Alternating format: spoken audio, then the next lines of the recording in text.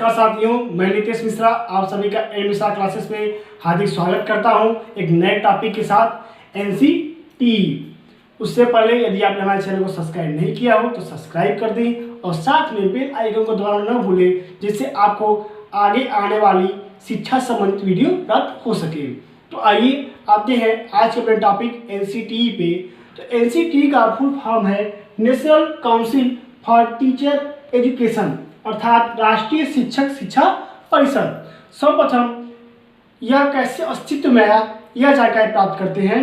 तो 1973 से पहले यह राज्य और केंद्र के बीच में एक शिक्षा से संबंधित सलाहकार का कार्य करता था। उसके बाद इसका जो सचिवालय है वह एनसीईआरटी के अध्यापक शिक्षा संस्थान में था। अब 1986 में जब राष्ट्रीय शिक्षा नीति आई तो उसने यह महसूस किया कि अध्यापक शिक्षा प्रणाली में एक सही ढंग से व्यवस्था सुचारू रूप से चलाने के लिए, एक नीति निर्माण करने के लिए एक संवैधानिक स्तर पर एक संस्थान होना चाहिए। उसके लिए उसने एनसीटी की परिकल्पना की। दिसंबर 1993 में, तारीखें लिख लेते हैं हम, दिसंबर 1993 में एनसीटी एक्ट जो है वो पारित हुआ। जो ये पारित हुआ आपको बताना चाहता हूं कि 73वां संशोधन के द्वारा, 73वां संशोधन के द्वारा यह एनसीटी एक्ट 1993 में दिसंबर के महीने में पारित हुआ था। उसके बाद 1995 में इसका पुनर्गठन किया गया।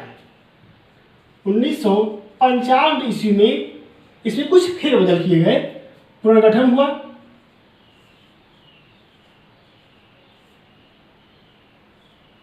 उसके बाद यह जो है 17 अगस्त, तारीखें बहुत महत्वपूर्ण होती हैं। 17 अगस्त 1995 में एक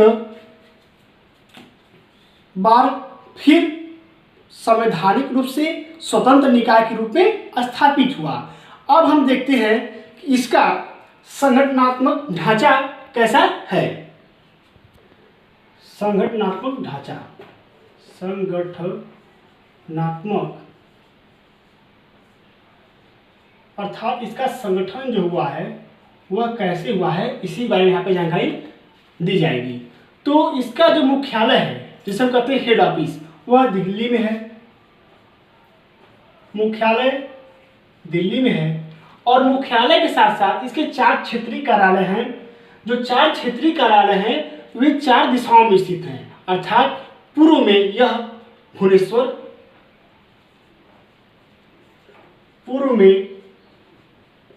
भुवनेश्वर, पश्चिम में भोपाल,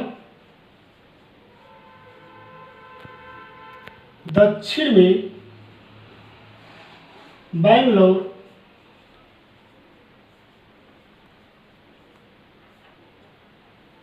उसके बाद उत्तर में यह जयपुर में।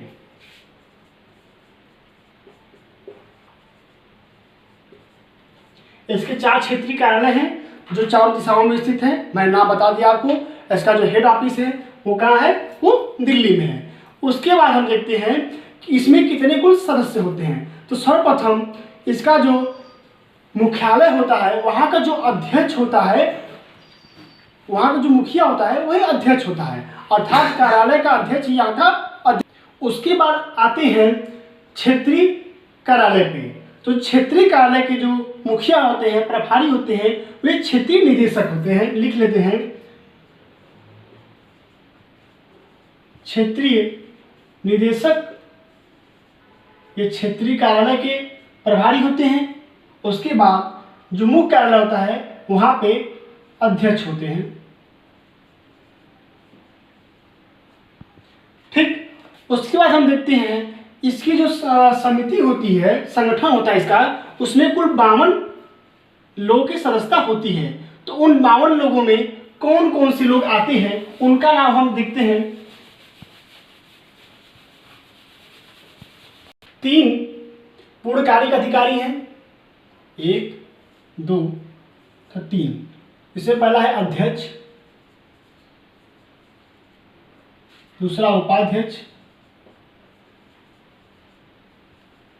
तथा सचिव। ये 3 जो हैं ये पूर्णकालिक अधिकारी हैं, अर्थात ये पूर्णकाल तक बने रहेंगे।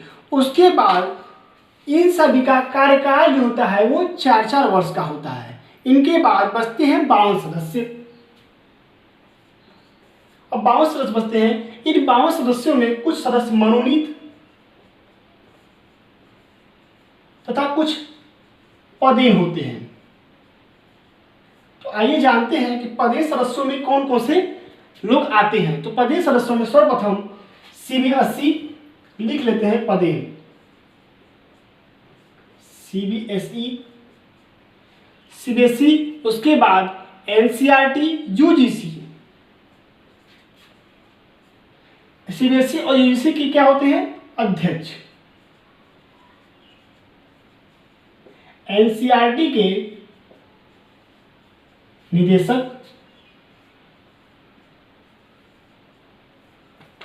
केंद्रीय सरकार का शिक्षा सचिव, केंद्रीय सरकार का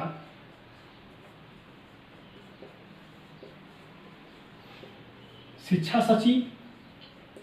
उसके बाद योजना आयोग का परामर्शदाता, योजना आयोग का परामर्शदाता।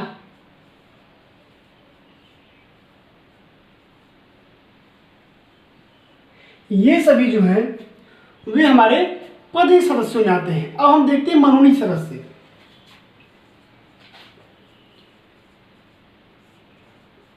सर्वप्रथम आपको बता दूं कि मनोनीत सदस्य जो होते हैं इन सबका कार्यकाल जो होता है वो 2-2 साल का होता है। अब इसमें कौन कौन से आते हैं? सबसे पहले इसमें 3 संसद सदस्य, उसके बाद 3 वो लोग जो उच्च प्राथमिक तथा माध्यमिक, 3 व्यक्ति जो हैं वो प्राथमिक, माध्यमिक तथा उच्च शिक्षा संस्थानों से आते हैं। इसके बाद जो 9 सदस्य जो हैं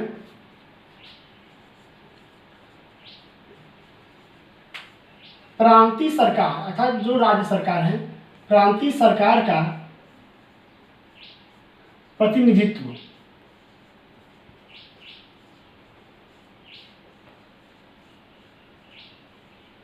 नौ सदस्य प्रांतीय सरकार का प्रतिनिधित्व करने वाले तथा जो 13 सदस्य होते हैं वे अपने अपने शिक्षा जगत के विशेषज्ञ होते हैं।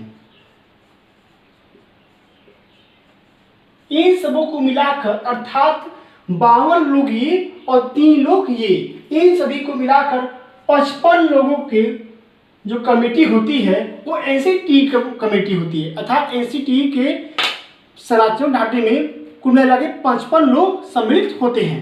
ठीक, अब हम आते हैं NCT का क्या शिक्षा में योगदान है, इसकी क्या विशेषताएं हैं, इसके क्या कार्य हैं, अब हम ये जानेंगे।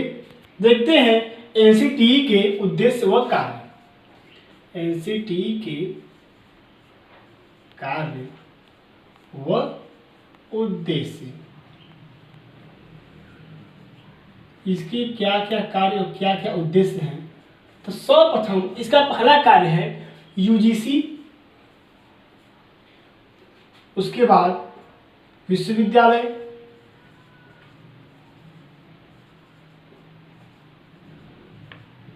UGC हुई, विश्वविद्यालय हुआ, केंद्र हुआ, राज्य हुआ,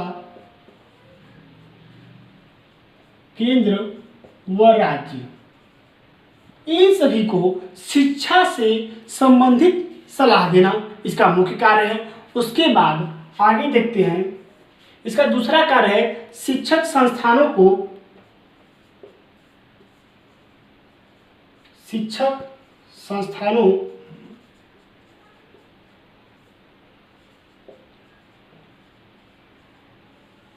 शिक्षक संस्थानों के लिए मानदंड का निर्धारण करना, अर्थात एक सही सुव्यवस्थित शिक्षक संस्थान के लिए क्या क्या मानदंड होने चाहिए, क्या क्या मुख्य मुख्य चीज़ें होनी चाहिए, ये निर्धारण करना। उसके बाद इसका तीसरा हम देखते हैं मुख्य कार्य, शिक्षण शुल्क। शिक्षण शुल्क से हम फीस कहते हैं। शिक्षण शुल्क, छात्रवृत्ति, उसके बाद पाठ्यक्रम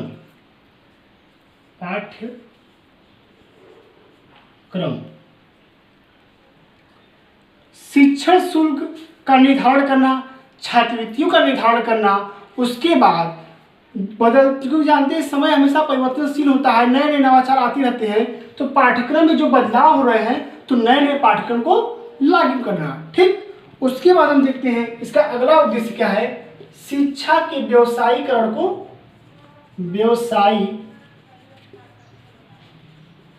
व्यवसायीकरण पर रोक लगाना। ठीक, जो शिक्षा का आजकल व्यवसायीकरण होता है, शिक्षा के लोग व्यवसाय बना लिए, ज्ञान नहीं प्रदान कर रहा है, बस विद्यालय खोल लेना है, रोजगार चलाना है। ठीक है, तो इसको रोकना, इस पर लगाम लगाना। उसके बाद हम देखते हैं आगे, केंद्र सरकार की जो नीतियां होती हैं उनको क्रियान्वित करना। केंद्र सरकार की नीति को क्रियान्वित करना।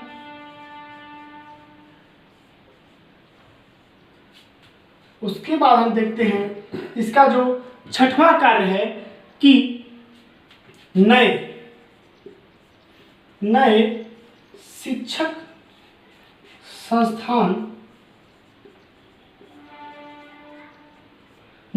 संस्थान को मान्यता प्रदान करने से पूर्व उसकी गुणवत्ता की जांच करना। नए शिक्षक संस्थान की गुणवत्ता।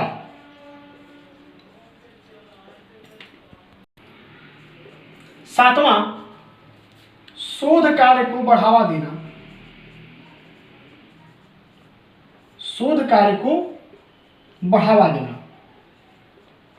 क्योंकि शोध कार्य को बढ़ावा देने से ही नए नए शिक्षा में नवाचार आते हैं। इसके बाद अभ्यर्थी होते हैं, अभ्यर्थियों के लिए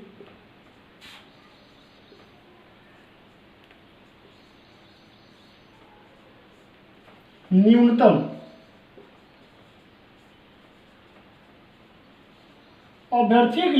योग्यता का निर्धारण करना, अर्थात कितने आप योग्य हो जाएंगी कि आपको शिक्षा का प्रशिक्षण लेने को मिलेगा, इसका निर्धारण करना। उसके बाद अभ्यर्थियों का निर्धारण हो जाएगा तो शिक्षकों का भी हमें निर्धारण करना होगा। शिक्षकों को अध्यापन करने के लिए गुणवत्ता का निर्धारण करना।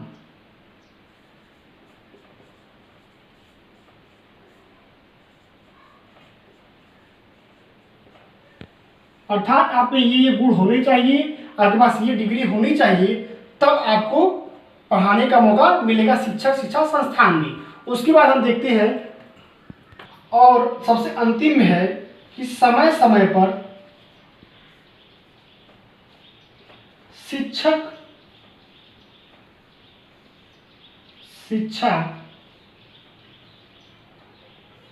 संस्थाओं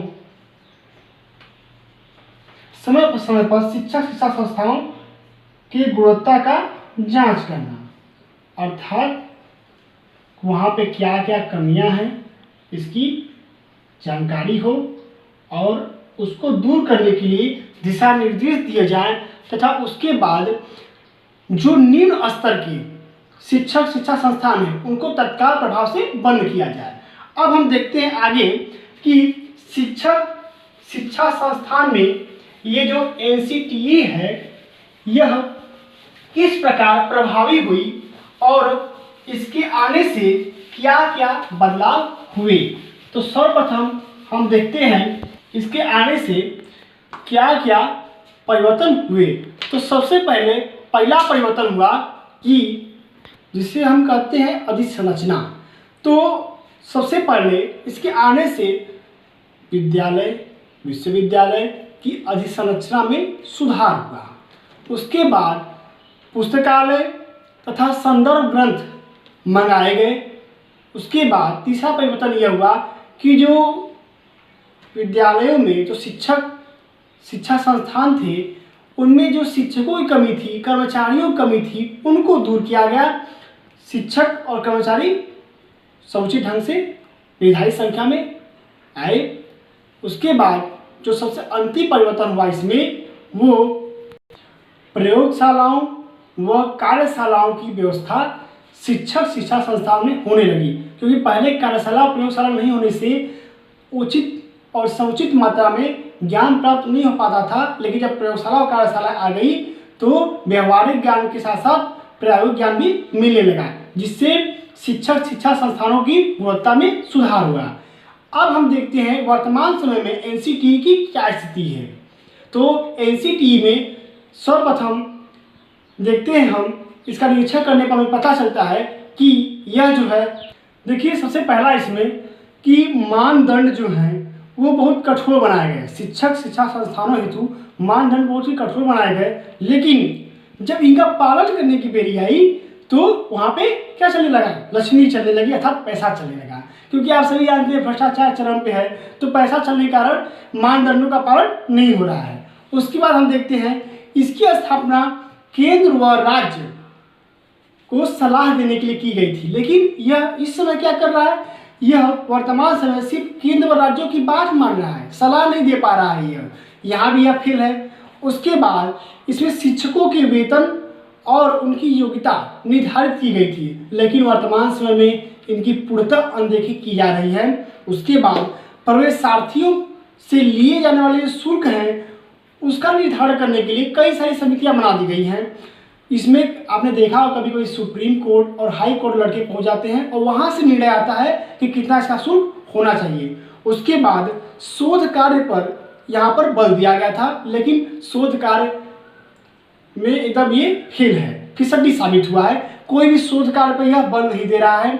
उसके बाद हम देखते हैं यहाँ पर शिक्षा संस्थानों की गुणवत्ता की जांच के लिए भी क्या किया गया था, वो मानदंड निर्धारित किया गया था। लेकिन यह जो है हर जगह मैंने पहले ही बता दिया कि लक्ष्मी चलती है तो कोई फायदा नहीं है। उसके बाद शिक्षा के व्यवसायीकरण की बात हम करते हैं, तो इसका निर्माण इसलिए किया गया था कि शिक्षा का व्यवसायीकरण न हो पाए। लेकिन वर्तमान समय में स्ववित्त पोषित महाविद्यालय खुल गए हैं। स्ववित्त पोषित शिक्षा संस्थान खुलने की वजह से हर जगह लूट खसोट मची हुई है, मनमाने ढंग से शुल्क वसूला जा रहा है। उसके बाद हम देखते हैं अगला कि प्रवेश प्रक्रिया, जो प्रवेश प्रक्रिया होती है उसके लिए भी कोई सुदृढ़ नियम नहीं बनाया गया है। बस प्रवेश परीक्षा कराई जाएगी, प्रवेश परीक्षा के आधार पर बच्चों का प्रवेश किया जा रहा है। और प्रवेश परीक्षा में भी हेराफेरी हो जा रही है, कापी बदल दी जा रही है, जो भी है हेराफेरी हो जा रही है। वहाँ भी सुनियोजित ढंग से यह प्रक्रिया पूर्ण नहीं हो पा रही है। उसके बाद हमने पहले बता दिया कि नई संस्था के लिए जो मानदंड है वहाँ पे रुपया चला के काम कर दिया जा रहा है। हमारे पास ये चीज़ होना चाहिए, हमारे पास कार्यशाला होनी चाहिए, प्रयोगशाला होनी चाहिए, नहीं है, कोई बात नहीं है। तो इन सभी को देखते हुए, इन सभी जो कमी है इसके देखते हुए 1998 में curriculum framework for quality teacher लाया गया और 2009 में national curriculum framework for teacher education को लाया गया। और इन दोनों के समन्वय से जो प्रायोगिक जो शिक्षा है उसकी जगह सैद्धांतिक शिक्षा को अधिक बल दिया गया इन दोनों के द्वारा। लेकिन ये भी मेरे हिसाब से फिसड्डी साबित हो रही है, क्योंकि आज के समय जो हमारा बीएड का पाठ्यक्रम है उसमें भी 50% चीज़ें जो हैं वो निरर्थक भरी गई हैं, फालतू की, जिनका हमें बीएड में काम ही नहीं है। इन्हीं सब चीज़ों को देखते हुए अंत में मूल्यांकन करते हुए हम यही कह सकते हैं कि जो एनसीटीई हमारा है वो बहुत कुछ न होते हुए भी बहुत कुछ है, यह गागर में सागर भरने के समान है। इसने शिक्षा में बहुत सुधार किया। धन्यवाद।